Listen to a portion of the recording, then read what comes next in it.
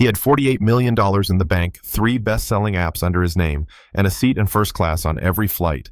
But on that morning at 33,000 feet, Daniel Monroe couldn't get his 9-year-old son to stop screaming. It wasn't the kind of crying people look at with sympathy. No, this was loud, high-pitched, bone-rattling, wailing arms, flailing feet, kicking palms slapped against ears. Ethan was melting down, and Daniel, with all his money and all his business awards, had no clue what to do. Passengers were recording. The guy across the aisle muttered, "This is ridiculous." The woman behind them had already buzzed the flight attendant. And Daniel, he just sat there, frozen, humiliated, defeated. 3 rows back in economy, a 12-year-old black boy named Jalen watched it all. His seat was next to the bathroom. His backpack held all his belongings, including a half-broken toy car, some drawings, and a change of clothes. Jalen had never been on a plane before, never left his block in Detroit, really. He was flying alone to live with his aunt in Chicago because his mom, his whole world, was in a hospital bed, too sick to keep him. But when he saw Ethan losing it in first class, something clicked. That rocking, those hand flaps, that panic in the boy's eyes, it was exactly like his cousin Terrence back home. Jalen didn't need a diagnosis or therapy lingo. He just understood. Meanwhile, Daniel was losing it. Ethan had knocked the noise-canceling headphones clean off, and now he was hitting himself, palms slapping against his thighs, face-red, tears streaming. Daniel reached for his son's hands, tried to stop him, tried to whisper all the things the therapist had told him. Deep breath. "Buddy, remember the coping card?" But Ethan only screamed louder.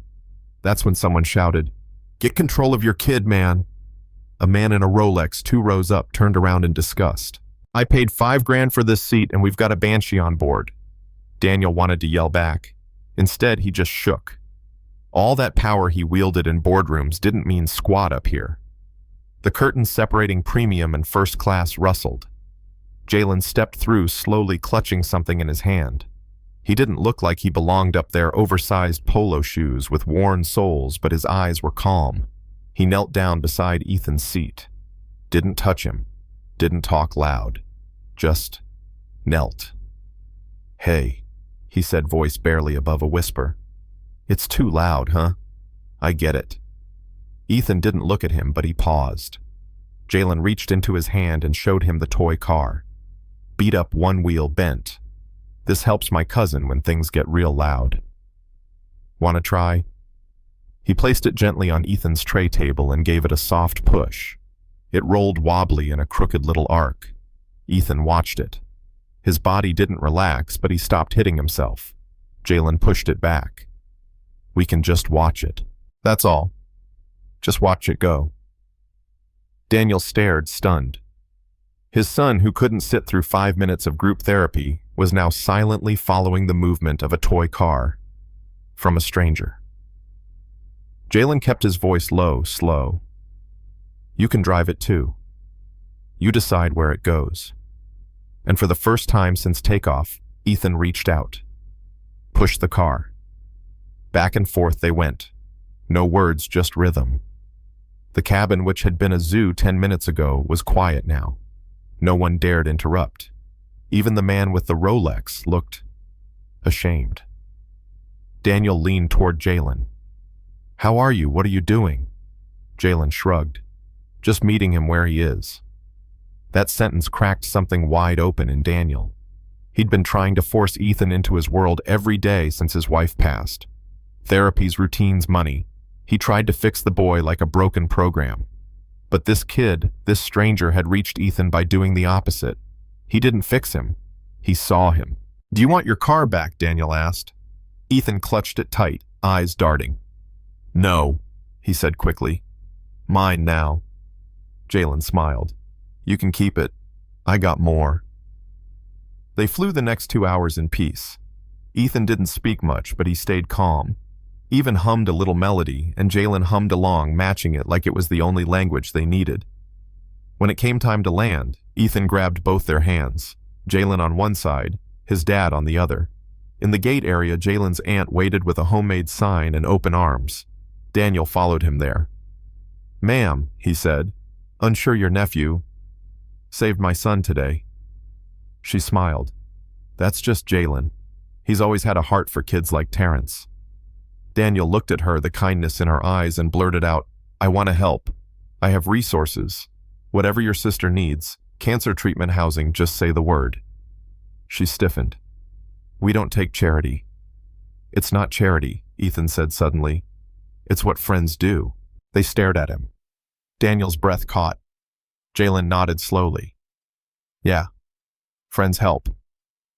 That night, Ethan insisted on video calling Jalen. Showed him the train room, every model engine he had. You can come visit, he said. You and your cousin. You can drive the trains. Daniel sat in the background, stunned at how natural it looked, his son finally connecting. Finally free.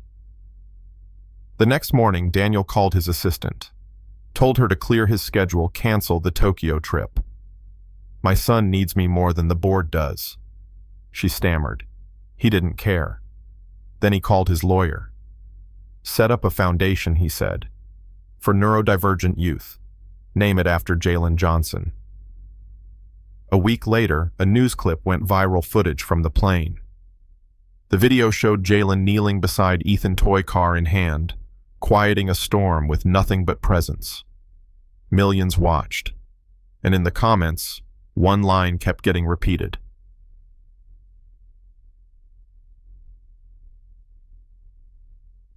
That boy didn't save a child. He saved a father. Funny thing is, Jalen didn't do it for fame or praise or money. He just saw a boy in pain, and he did what no one else thought to do. He met him where he was. Now let me ask you this. When's the last time you saw someone? Really saw them? Not as a burden, not as a label, but as a person trying their best in a world that never stops judging. Tell me in the comments, have you ever been like Ethan, or like Jalen, or even like Daniel, too proud, too scared to admit you didn't know how to help? And if you believe the world needs more Jalens, share this story. Because maybe, just maybe, someone out there is waiting for us to roll a broken little toy car their way and remind them they're not alone.